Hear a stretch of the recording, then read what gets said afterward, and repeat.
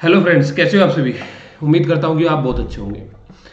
तो आज विजयनगर साम्राज्य का दूसरे वाला पार्ट हम यहाँ पे डिस्कस करेंगे। देखो, हमने दिल्ली सल्तनत से संबंधित 4-5 वीडियो के अंदर हमने क्वेश्चन डिस्कस किए जो आपके लिए बहुत ही महत्वपूर्ण है। विजयनगर साम्राज्य का एक पार्ट हमने कर लिया, दूसरा पार्ट ये है। इसके तुरंत बाद बहमनी साम्राज्य से संबंधित मैं चर्चा करूंगा। इसके अलावा मुगल काल से संबंधित मैंने जो है 3 पार्ट्स के अंदर जो है मुगल काल का यहाँ पे डिस्कस आपको किया है। मुगल काल से संबंधित महत्वपूर्ण सेशन को एक पार्ट अभी हो रहा है, वहाँ पे वो डिस्कस हो जाएगा। अब आपका मध्यकाल में जो बचेगा वो बचेगा सूफी और भक्ति संत। सूफी और भक्ति संत आपका बचेगा। तो सूफी और भक्ति संत से संबंधित जैसे ही हम क्वेश्चन कंप्लीट कर लेंगे तो लगभग है कि क्षेत्रीय राज्य कवर करके तो लगभग है कि आपका मध्यकाल से संबंधित सारे के सारे टॉपिक्स जो आपके क्लियर होते चले जाएंगे, क्लियर हो जाएंगे लगभग, है ना।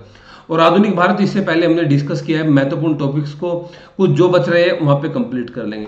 तो आपके पास भाई लास्ट टाइम है। लास्ट टाइम में अगर आप इस स्ट्रेटेजी के साथ आप करोगे कि बढ़िया से बढ़िया बस क्वेश्चन लगाने हैं, क्वेश्चन प्रैक्टिस करनी है आप लोगों ने, तो ये आपके लिए बहुत ही अच्छा साबित होने वाला है। ठीक है स्टूडेंट, इस चीज का आपने ध्यान रखना है भाई।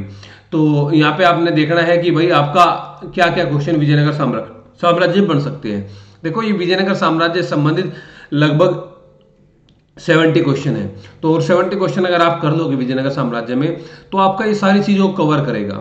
यानी कि ये आपके विजयनगर साम्राज्य में आए हुए विदेशी यात्रियों को भी कवर करेगा।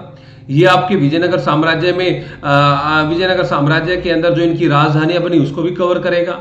अलग अलग जो चारों साम्राज्य बने उनको भी कवर करेगा। यहाँ पे उन साम्राज्य के शासकों को भी कवर करेगा, सभी साम्राज्य के शासकों को। या फिर आप देखोगे इनके प्रशासन को, केंद्रीय प्रशासन को भी कवर करेगा। आयंकर नायंकर व्यवस्था को भी कवर करेगा। या इनकी जो इनका साहित्य थे, साहित्य को भी कवर करेगा। अष्ट दिग्गजों को कवर करेगा। या आपसे संबंधित आप देखोगे इनके कि इनकी चित्रकला या मंदिर स्थापत्य से संबंधित या इनकी राजस्व व्यवस्था संबंधित जो भी टॉपिक आपसे बन सकते हैं। तो ये लगभग है कि सभी चीजों को यहाँ पे कवर करता आपका चलेगा। ठीक है, तो आपने एक बार इनको बस देख लेना है। ज्यादा लंबा लंबा वीडियो मैं भी नहीं बना रहा हूँ, आधे आधे घंटे के लगभग वीडियो है। तो आप एक बार देखिए टाइम निकाल के, तो निश्चित ही आपको इसका बेनिफिट यहाँ पे मिलने वाला है। तो देखिए आज का फर्स्ट क्वेश्चन कि विजयनगर साम्राज्य में निम्नलिखित में कौन सी नृत्य शैली का विकास हुआ। नृत्य शैली का विकास हुआ तो यशगान। अगर आपसे पूछे विजयनगर साम्राज्य में किस नृत्य शैली का विकास हुआ तो यशगान नृत्य शैली का विकास हुआ था। तो यहाँ पे याद रखना आपने। विजयनगर साम्राज्य का कौन सा शासक बाबर के समकालीन था। तो आप जानते हैं बाबर के समकालीन कृष्णदेवराय था। बाबर ने उल्लेख भी किया है कि 2 हिंदू शासक थे, 5 मुस्लिम शासक थे।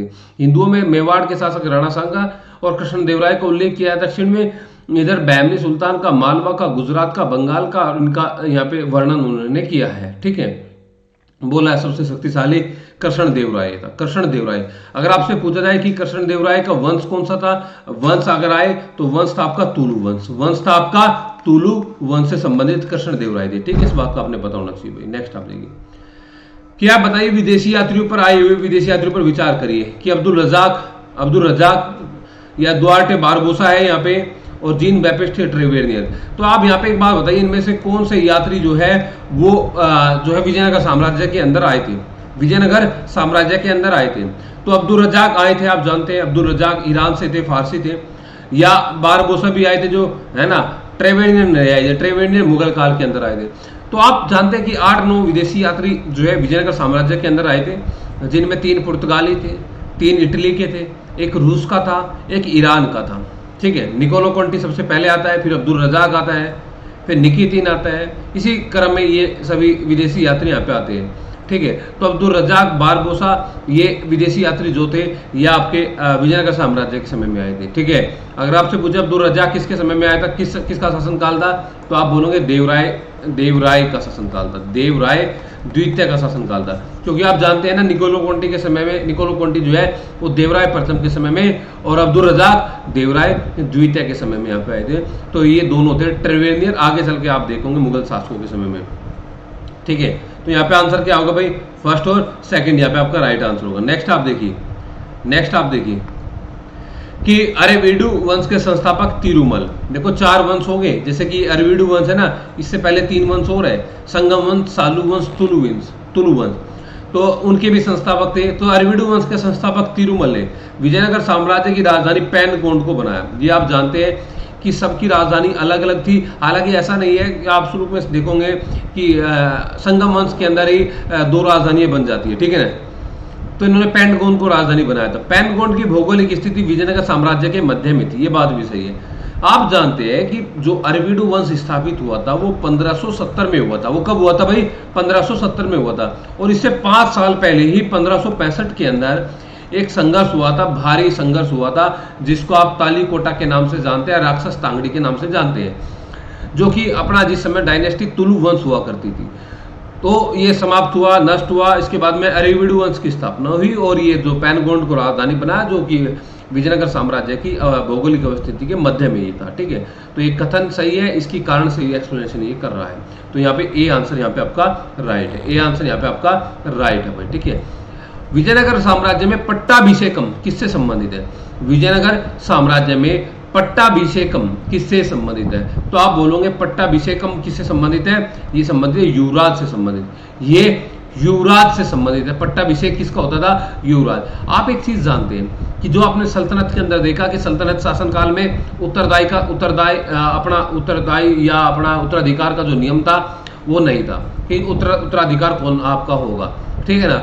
लेकिन यहाँ पे आप विजयनगर साम्राज्य में देखते हैं कि ये जो शासक होते थे ये अपने शासनकाल के अंदर ही अपने उत्तराधिकार को नियुक्त कर देते थे, यानी कि युवराज के रूप में नियुक्ति कर देते थे। तो इससे आपसी विद्रोह संघर्ष की जो है कम हो जाता था। तो इसको युवराज का जो राज्याभिषेक होता था उसको आप पट्टाभिषेक बोलते हैं। उसको क्या बोलते हैं? पट्टाभिषेक बोलते हैं, ठीक है।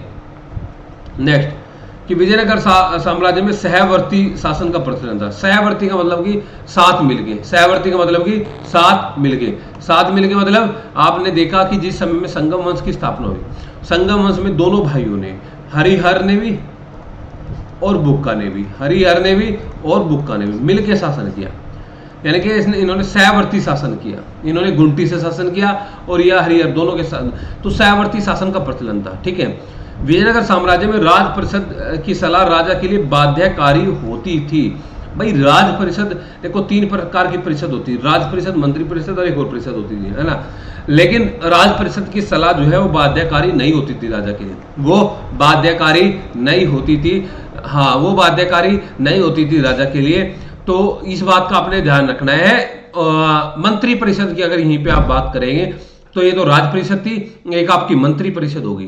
मंत्री परिषद के अंदर 20 सदस्य होते थे, मंत्री परिषद के अंदर 20 सदस्य होते थे, ठीक है ना, याद रखना इस बात का। और इनकी जो आयु होती थी वो 50 से 70 के बीच में होती, 50 से 70 के बीच में होती। जैसे कि अगर आप देखोगे मंत्री तो हमारे चाहे लोकसभा हो चाहे राज्यसभा हो, अगर केंद्र की मैं बात करूं दोनों से मंत्री बनते हैं अपने केंद्र में, लोकसभा से भी बनते हैं राज्यसभा से भी बनते हैं। तो सबकी अपनी अपनी एज क्राइटेरिया भी है। जैसे कि अगर आप लोकसभा की बात करेंगे तो 25 ईयर कम से कम होनी चाहिए, अगर राज्यसभा की बात करें तो 30 ईयर आपकी होनी चाहिए सदस्य नियुक्त होने के लिए, राज्यसभा सदस्य या लोकसभा सदस्य नियुक्त होने के लिए 25 साल की उम्र होनी चाहिए ना। ये सभी के लिए क्राइटेरिया है, राष्ट्रपति के लिए भी है, प्रधानमंत्री के लिए भी है, सभी के लिए, ठीक है। तो यहाँ पर भी था विजयनगर साम्राज्य में। विजयनगर साम्राज्य में 50 से 70 के बीच में ये मंत्री परिषद होते थे, 20 मंत्रालय थे, ठीक है ना। तो इनका अपना एक सदन भी होता है, जैसे कि यहाँ पे हमारा संसद है तो इनका भी अपना एक सदन होता था, ठीक है। तो सब कुछ उसी तरीके से चलता जा रहा था। तो यहाँ पे ओनली एक सत्य है, ओनली एक सत्य है। नेक्स्ट आप देखिए कि हजारा राम मंदिर के संदर्भ में निम्नलिखित कथनों पर विचार करिए।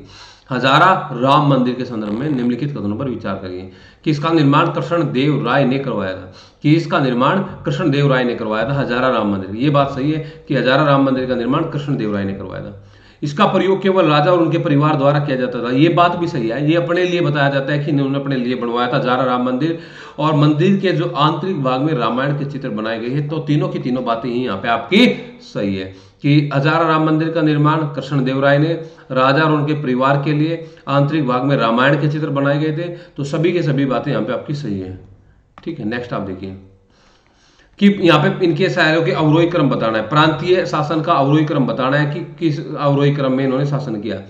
तो आप देखते हैं कि सबसे ऊपर मंडलम होता है। वैसे तो आपको मैंने ये बताया भी मंडलम होता है, मंडलम के नीचे आप देखोगे यहाँ पे वलनाडु होगा, वलनाडु के नीचे नाडु होगा, नाडु के नीचे मेलाग्राम होगा, यानी कि ग्राम होगा।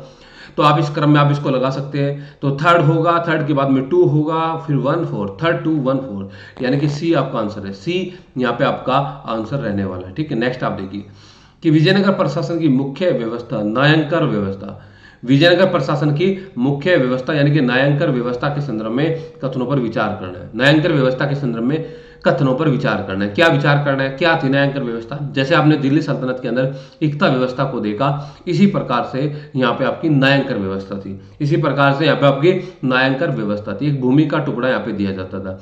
तो अमरम नामक भूखंड नायकों को वेतन के बदले अथवा उनकी अधीनस्थ सेना के रखरखाव के लिए दिया जाता है।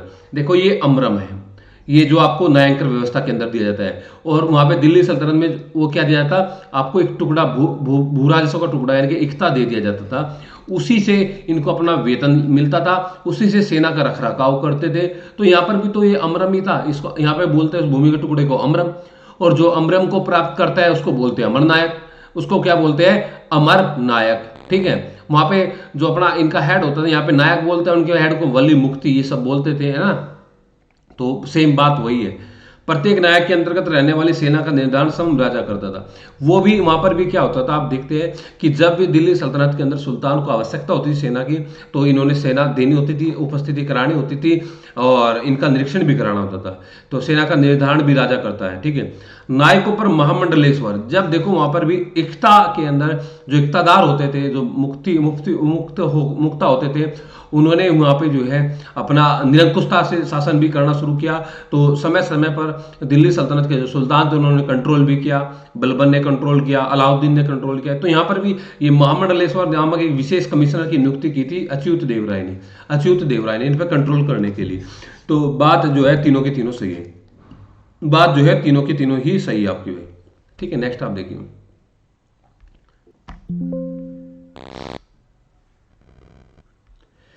कि विजयनगर कालीन मंदिरों के संदर्भ में निम्नलिखित कथनों पर विचार करिए। मंदिरों के संदर्भ में निम्नलिखित कथनों पर विचार करना है कि विजयनगर साम्राज्य में मंदिरों को अर्ध राजनीतिक अधिकार भी प्राप्त थे। अर्ध राजनीतिक अधिकार भी प्राप्त थे, मंदिरों में होते थे। प्राचीन समय में, मध्यकाल समय में राजनीतिक अधिकार भी प्राप्त होते थे। आर्थिक गतिविधियों के केंद्र भी होते थे। स्थानीय स्तर पर संग्रहण का अधिकार भी होता था इनको। शिक्षा के महत्वपूर्ण केंद्र भी होते, मठ अग्रहार ये सब होते थे। तो सारी की सारी बातें हैं मंदिरों के संदर्भ में विजयनगर साम्राज्य से संबंधित। ठीक है, याद रखना इस बात ने आपने।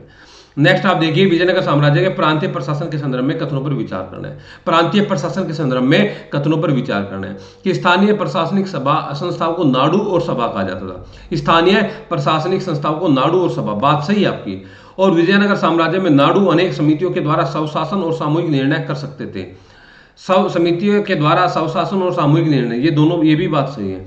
और ग्रामीण सभाओं को सार्वजनिक भूमि को बेचने का भी अधिकार था। ग्रामीण सभाओं को सार्वजनिक भूमि को बेचने का भी अधिकार यहाँ पे था। तो तीनों की तीनों बातें यहाँ पे आपकी सही है। ठीक है, याद रखना इस बात का, तीनों की तीनों बातें यहाँ पे आपकी सही है भाई। ठीक है, याद रखना इस बात का। नेक्स्ट आप देखिए यहाँ पे कि विजयनगर प्रशासन के संदर्भ में आपने कथनों पर विचार करना है।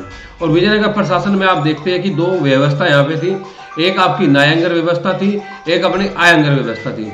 एक अपनी न्यायालंकर व्यवस्था थी, एक अपनी आयंगर व्यवस्था थी। ठीक है, तो यहाँ पे आप देखोगे अपनी जो बात हम कर रहे हैं वो आयंगर व्यवस्था की करेंगे कि आयंगर व्यवस्था के अंदर 12 शासकीय अधिकारियों का एक समूह होता था। आयंगर व्यवस्था के अंदर 12 शासकीय अधिकारियों का एक समूह होता था जो प्रत्येक ग्राम के शासन को संचालित करते थे। तो अगर आपसे पूछा जाए यही बात कि 12 शासकीय अधिकारियों का समूह कहाँ पे होता, न्यायालंकर में होता था या आयंगर में होता था, तो आप बोलोगे कि ये जो समूह होता था ये आयंगर व्यवस्था के अंदर होता था। और आयंगर व्यवस्था में अधिकारियों की नियुक्ति प्रांतीय प्रमुख के द्वारा की जाती थी। ये बात गलत है कि आयंगर व्यवस्था में प्रांतीय प्रमुख के द्वारा यहाँ पे नियुक्ति की जाती थी। नियुक्ति सीधी राजा के द्वारा की जाती है, नियुक्ति राजा के द्वारा की जाती है। नेक्स्ट आप देखिए कि महानायकाचार्य प्रांतीय और ग्राम प्रशासन के अन्य पदाधिकारियों के बीच मध्यस्थता निभाने वाला अधिकारी होता था। महानायकाचार्य ग्राम प्रशासन और राजा के बीच में, राजा और ग्राम प्रशासन के बीच में मध्यस्थता निभाने वाला अधिकारी होता था। तो यहाँ पे तो केवल एक ही सही है, केवल एक ही आपका यहाँ पे सही है भाई। ठीक है, नेक्स्ट आप देखिए कि विजयनगर स्थापत्य का आधार मुख्यतः बेसर शैली थी। स्थापत्य का आधार मुख्यतः बेसर शैली थी। नहीं, देखो आपने उत्तर भारत में नागर शैली देखी, दक्षिण भारत में आपने द्रविड़ शैली देखी, और जो मिली जुली शैली थी उसको बेसर शैली। तो ये तो दक्षिण भारत की बात है, तो बेसर शैली नहीं थी, ये आपकी द्रविड़ शैली थी। कौन सी शैली थी भाई? द्रविड़ शैली थी आपकी। ठीक है, और कृष्णदेव राय ने चिदम्बरम मंदिर, कांचीपुरम, वरदराज और एकम्बरनाथ मंदिर का निर्माण किया। तो ये बात सही है आपकी, पहला गलत है, यानी कि कथन आपका गलत है और यहाँ पे आपका कारण आपका सत्य है, यानी कि डी आंसर यहाँ पे आपका राइट है। डी आंसर यहाँ पे आपका राइट है भाई। नेक्स्ट आप देखिए कि विजयनगर में आए विदेशी यात्रियों का आगमन। मैंने आपको बताया था कि ये सारी चीजें आपकी यहाँ पे कंप्लीट होती चली जाएगी, है ना। तो आप जानते हैं सबसे पहले निकोलो कोंटी आए थे देवराय प्रथम के समय में, उसके बाद ने आपने देखा अब्दुल रज्जाक आए देवराय द्वितीय के समय में, उसके बाद आप देख रहे हैं कि हमारे बारबोसा आए, फिर आपने नूनीज को देखा, तो 2-4-3-1 2-4-3-1, तो आपको आठों को आठों याद करने पड़ेंगे। आप इन्हीं सभी विदेशी यात्रियों को क्रम से क्रोनोलॉजी को आप आंसर में दीजिए कमेंट में, ठीक है, देखता हूं कि देंगे। और देश के सही दीजिए, किस देश से आया था, निकोलो कोंटी कहां से था, रज्जाक कहां से था, नूनीज, बारबोसा, ये पायस सब कहां से थे, है ना, उसके सामने देश और किसके समय में आए थे, ये सब कमेंट में दीजिए आप, ठीक है। नेक्स्ट कि आयंगर अपने पदों को बेच और गिरवी रख सकते थे, आयंगर अपने पदों को बेच भी सकते थे और ये गिरवी भी रख सकते थे। आयंगरों का पद जो है वो आनुवांशिक होता था। देखो धीरे धीरे आपने देखा कि इनका जो पद है वो आनुवांशिक होता था, और जब आनुवांशिक पद हो गया तो उन्होंने अपने पदों को बेच भी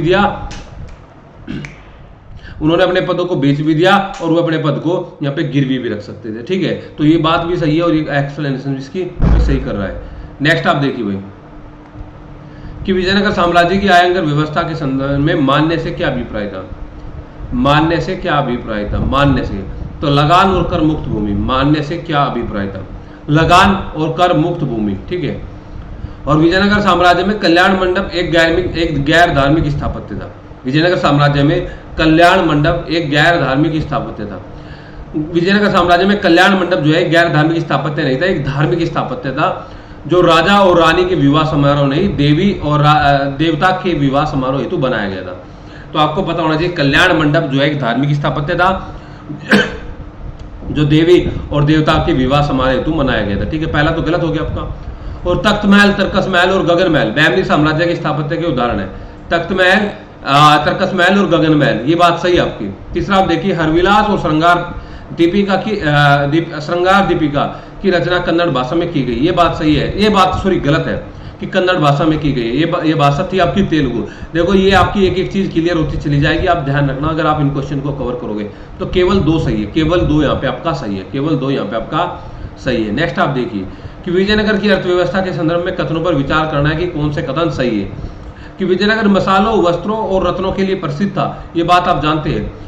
कुदिरेई चेट्टी एक व्यापारिक समूह था। देखो यहाँ पे अगर आए कुदिरेई क्या था, कुदिरेई एक कृषक मजदूर था, कुदिरेई क्या था, एक कृषक मजदूर था, लेकिन कुदिरेई चेट्टी व्यापारिक एक समूह होता था, उसके लिए प्रयोग किया गया है, ठीक है। निर्यात की मुख्य मत घोड़े थे, घोड़े निर्यात नहीं किए जाते थे, घोड़े तो मंगाए जाते थे, घोड़े का क्या किया जाता, आयात किया जाता था, ना कि निर्यात किया जाता था। तो 1 और 2 सही है, तीसरा गलत है, 1 और 2 सही है, तीसरा यहाँ पे आपका गलत है भाई। नेक्स्ट आप देखिए कि विजयनगर साम्राज्य के संदर्भ में कौन सा युगम सही सुमेलित नहीं है, कौन सा युगम सही सुमेलित नहीं, वरम कृषि आय की भागीदारी प्रणाली, ये बात सही है। शिष्ट एक प्रकार से भूमि कर होता था। अठवण भूमि का एक प्रकार, अठवण जो है राजस्व विभाग से संबंधित है, यानी कि एक प्रकार से कर से संबंधित था। राजस्व ये एक भूमि का प्रकार नहीं होता, भूमि का एक प्रकार नहीं होता था, 58 है या बोल दे है, गलत है, सीधा है नगर राजस्व। तो आपका यहाँ पे सी आंसर है, सी यहाँ पे आपका राइट आंसर है, ठीक है। नेक्स्ट देखिए भाई कि विजयनगर साम्राज्य में सामाजिक और सामुदायिक करों में विवाह कर भी शामिल थे, ये बात सही है कि विवाह कर लगाया जाता था, कृष्णदेवराय ने भी विवाह कर को लिया था। और विजयनगर साम्राज्य में विवाह कर वर और कन्या दोनों पक्षों से वसूला जाता, परंतु विधवा विवाह कर से मुक्त था। ये दोनों की दोनों बातें यहाँ पे आपकी सही है। मैंने बताया कि कृष्णदेवराय ने विवाह कर को वसूल किया था भाई, ठीक है। ये आगे देखिए कि विजयनगर साम्राज्य के अंदर कुट गई पद से, ये आपकी यहाँ पे शब्दावली बहुत ज्यादा महत्वपूर्ण है कि बड़वा किसको बोला जाता है, कुट्टगी किसको बोला जाता है, या आप देखते हैं कि कूदी किसको बोला गया है, या आपने देखा ठवने किसको बोला गया है, ठीक है। तो कुट्टगी क्या होता था, कुट्टगी से संबंधित आप बताइए कि एक प्रकार से आपके लिए ये क्वेश्चन है कि बताइए कुट्टगी क्या होता था, ठीक है, देना आप कमेंट में आंसर इसको। नेक्स्ट कि विजयनगर साम्राज्य में समुद्र पार व्यापार अधिकांश विदेशियों के अधीन था, कि विजयनगर साम्राज्य में समुद्र पार व्यापार जो है अधिकांश विदेशियों के अधीन था, ये बात सही है। और कोझिकोड पश्चिमी तट पर स्थित विजयनगर साम्राज्य का महत्वपूर्ण बंदरगाह था। कोझिकोड पश्चिमी तट पर नहीं था, कोझिकोड जो था ये पूर्वी तट पर था, कोझिकोड जो है पश्चिमी तट पर नहीं था, ये और दूसरे भटकल वगैरह होते थे यहाँ पे। तो एक ही सही है, केवल एक सही है यहाँ पे, ठीक है। नेक्स्ट आप देखिए गंधी शब्द का तात्पर्य विजयनगर साम्राज्य में किससे था, गंधी शब्द का तात्पर्य विजयनगर साम्राज्य में किससे था। तो आप बोलोगे कि नौवहन परिचालक, व्यापारियों का संघ, स्थानीय मिलों का आयोजक, विदेशी व्यापारियों का संघ। तो व्यापारियों का संघ ही होता था, ये भी व्यापारियों का संघ ही होता था। जैसे कुदिरेई चेट्टी देखा तो गंधी भी व्यापारियों का एक संघ होता था, ठीक है। जामवती कल्याणम संदर्भ में आपने बताना है, कत्रों पर विचार करना है कि जामवती कल्याणम की रचना संस्कृत भाषा में हुई है और कृष्णदेवराय प्रथम ने की है, ये आप जानते हैं संस्कृत में, और कृष्णदेवराय प्रथम ने की है। तो यहाँ पे दोनों के दोनों स्टेटमेंट आपकी सही है, दोनों के दोनों स्टेटमेंट यहाँ पे आपकी सही है भाई, ठीक है। नेक्स्ट आप देखिए कि यहाँ पे आपको कुछ ये अष्ट दिग्गज दिए गए हैं, इनकी रचना का नाम दिया गया है, तो बताना है आपने कौन से अष्ट दिग्गज की कौन सी रचना है। तो अल्लाह सानी पेदाना, अल्लाह सानी पेदाना, तो आप जानते हैं अल्लाह सानी पेदाना की सवारोचित संभव है, अल्लाह सानी पेदाना का सवारोचित संभव है। नंदी तिम्मन पारिजात हरण, नंदी तिम्मन पारिजात हरण, अगर नहीं करोगे ना आप इन चीजों को तो एग्जाम से बाहर हुआ, एग्जाम की फाइट से बाहर हो, इस चीज का ध्यान रखना। या तेनाली रामकृष्ण पांडुरंग महात्म्य, तेनाली रामकृष्ण पांडुरंग महात्म्य, भट्ट मूर्ति तो वसु चरित्र, तो यहाँ पे आपका सी आंसर राइट होगा, सी आंसर राइट होगा कि अल्लाह सानी पेदाना जो है ये सवारोचित संभव है, नंदी तिम्मन जो है पारिजात हरण है, या फिर आप देखोगे तेनाली रामकृष्ण पांडुरंग महात्म्य, ये सब जो है इनके अष्ट दिग्गज। हो सके तो अगर आपको मैंने याद भी कराए थे क्लास के अंदर कि आप बताना अष्ट दिग्गजों को, आप यहाँ पे लिखे कमेंट में लिखना अष्ट दिग्गज कौन कौन थे, आपके 8 जो दिग्गज थे वो कौन कौन थे, ठीक है, कमेंट में लिखना उनको। विजयनगर साम्राज्य में फणम और तार कर्म से संबंधित थे, विजयनगर साम्राज्य में फणम और तार कर्म से संबंधित है। किससे संबंधित है फणम और तार भाई, आप जानते हैं फणम जो है ये एक प्रकार का सोने का सिक्का था, फणम या प्रताप सोने का सिक्का था, और तार जो मैंने बताया था ये चांदी का सिक्का था, ये चांदी का सिक्का था। तो सोना और चांदी का सिक्का, सोना और चांदी का सिक्का था, फणम और तार, ठीक है, पता लग गया होगा आपको, है ना। नेक्स्ट आप देखिए कि विजयनगर साम्राज्य के समाज में ब्राह्मण और क्षत्रिय जैसे वर्णों की स्पष्ट व्याख्या मिलती है, ये मिलती है। ब्राह्मण विप्रलु शब्द का प्रयोग हुआ है, ब्राह्मण के लिए विप्रलु शब्द का प्रयोग हुआ है, क्षत्रिय राजुलु शब्द का प्रयोग हुआ है, राजुलु। आप बताना ये वैश्य और शूद्र के लिए कौन से शब्द का प्रयोग है, जैसे कि मैंने बताया कि ब्राह्मण के लिए विप्रलु, क्षत्रिय के लिए राजुलु शब्द का प्रयोग है। ब्राह्मण वर्ण को समाज में सर्वोच्च स्थान प्राप्त था, दिया गया था, तो यहाँ पे सर्वोच्च स्थान दिया गया था ब्राह्मण को। दोनों की दोनों बातें सही है, तो लेकिन ऐसा भी नहीं है कि इनकी कुछ ऐसी स्पष्ट व्याख्या मिल रही है। हाँ ये है कि सर्वोच्च स्थान दिया गया, यह अलग बात है, और ब्राह्मण क्षत्रिय चारों वर्ण व्यवस्था के अंदर थी, ये एक अलग बात है। तो बी आंसर आपका आना चाहिए यहाँ पे, ठीक है। नेक्स्ट कि विजयनगर साम्राज्य के समाज में वीर पंचाल, देखो वीर पंचाल यानी कि 5 जातियों का एक समूह था, जिसको आप बोलते हैं व्यापारी और दस्त वर्ग, लोहोकार, स्वर्णकार, बढ़ईकार, है ना, ये जो अपने वीर पंचाल के अंदर ही आते हैं, व्यापारी और दस्तकार वर्ग का एक समूह था। आमुक्त माल्य जो तेलुगु भाषा के अंदर लिखी गई थी, ठीक है ना। वैष्णव संत अंडाल की कहानी है, आप जानते हैं ना कि अलवार के अंदर जो 12 संत आप देखते हैं उनमें एक महिला थी अंडाल, तो आमुक्त माल्य में इसकी कहानी है। और ये विजयनगर की राज व्यवस्था, भू राज व्यवस्था, प्रशासन के बारे में भी जानकारी देती है। तो दोनों के दोनों स्टेटमेंट यहाँ पे आपके सही है, यानी कि सी राइट आंसर है। विजयनगर साम्राज्य में बेस बग क्या है, दासों का क्रय विक्रय। आपसे पूछा अगर दासों की जानकारी किसने दी है, निकोलो कोंटी ने भी दी है। तो दासों का क्रय विक्रय बेस बग, आप जानते हैं दिल्ली सल्तनत में दासों से संबंधित एक विभाग स्थापित किया गया था, दासों से संबंधित एक विभाग स्थापित किया गया था, जो कि किसके समय में किया गया था, फिरोज तुगलक के समय, फिरोज तुगलक के समय में, ठीक है। नेक्स्ट आप देखिए कि संपूर्ण भारतीय इतिहास में केवल विजयनगर साम्राज्य में बड़ी संख्या में महिलाओं को राजकीय पद नियुक्त किया गया था। देखो इस क्वेश्चन के अंदर यहाँ पे थोड़ा सा डाउट बनता है कि संपूर्ण भारतीय समाज यानी कि प्राचीन की भी बात आ गई, सारे समाज की बात आ गई, केवल विजयनगर साम्राज्य में महिलाओं को राजकीय पद पर नियुक्त किया गया था। तो केवल शब्द पे थोड़ा डाउट हो जाता है, इसके अलावा और साम्राज्य में भी महिलाओं को राजकीय पद दिया गया था। तो इस क्वेश्चन को आप अभी होल्ड रखना, ठीक है। ये बात सही है कि गणिकाओं को यहाँ पे कुछ विशेष अधिकार प्रदान किए जाते, तो ये बात तो सही है, लेकिन यहाँ पे इस केवल ने पूरा कंफ्यूज क्रिएट कर दिया है, ठीक है ना। तो इसके बारे में भी चर्चा करेंगे, है ना। नेक्स्ट आप देखिए कि निम्नलिखित में से किस तेलुगु विद्वान को तेलुगु कविता का पितामह या आंध्र कविता का पितामह की उपाधि दी गई थी, कि तेलुगु कविता का पितामह या आंध्र कविता के पितामह की उपाधि प्राप्त है। तो आप बोलोगे किसको, अल्लाह सानी पेद्दान को, अल्लाह सानी पेद्दाना को, ठीक है। नेक्स्ट आप देखिए कि विजयनगर साम्राज्य में मनोरंजन के अनेक साधन विद्यमान थे, विजयनगर साम्राज्य में मनोरंजन के अनेक साधन विद्यमान थे। इस संदर्भ में आपने बताना बॉम्बलाट, देखो आपने यशगान देखा नृत्य शैली, तो बॉम्बलाट क्या होता है, बॉम्बलाट एक प्रकार का छाया नाटक होता था, ठीक है ना, चोल साम्राज्य से लिया था। नेक्स्ट आप देखिए कि विजयनगर साम्राज्य के मूलतः शासक शैव थे, आप मानते हैं इनका धर्म शैव था, बाद में ये वैष्णव धर्म हो गए थे। आपने तुलु के अंदर उनके अंदर देखा वैष्णव धर्म के अनुयायी हो गए थे।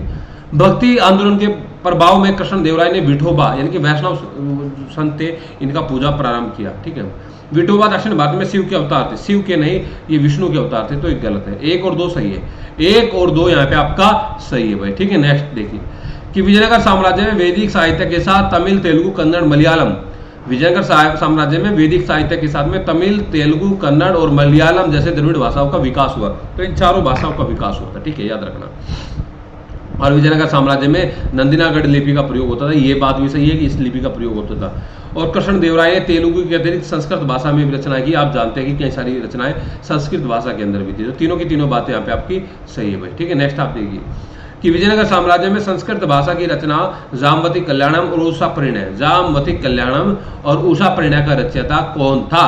जामवती कल्याणम और उषा परिणय का रचयिता कौन था? ठीक है, याद रखना आपने, जामवती कल्याणम और उषा परिणय, ये अभी अभी बताया कृष्णदेवराय इनका लेखक था भाई। ठीक है, नेक्स्ट आप देखिए कि विजयनगर राज्य ने स्वयं को एक हिंदू राज्य के रूप में प्रस्तुत किया, हिंदू राज्य के रूप में। ठीक है, और विजयनगर के राय ने मुसलमानों को विजयनगर के प्रशासन या सेना में शामिल होने की अनुमति नहीं दी।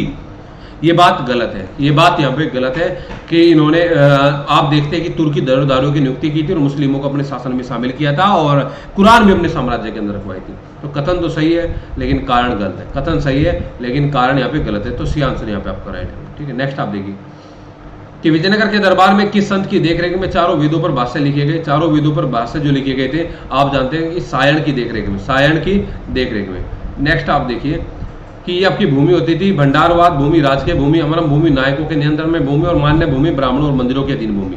ठीक है ना, तो सारी की सारी बातें यहाँ पे आपकी सही है भाई। ठीक है, नेक्स्ट आप देखिए कि किस महिला संत को लक्ष्मी का अवतार माना जाता है और उसके सम्मान में महानगर विजयनगर साम्राज्य ने अमुक्तमाल्यद महाकाव्य की रचना की थी। अमुक्तमाल्यद महाकाव्य की रचना, तो आप देखते हैं अंडाल, जो महिला संत अपनी थी।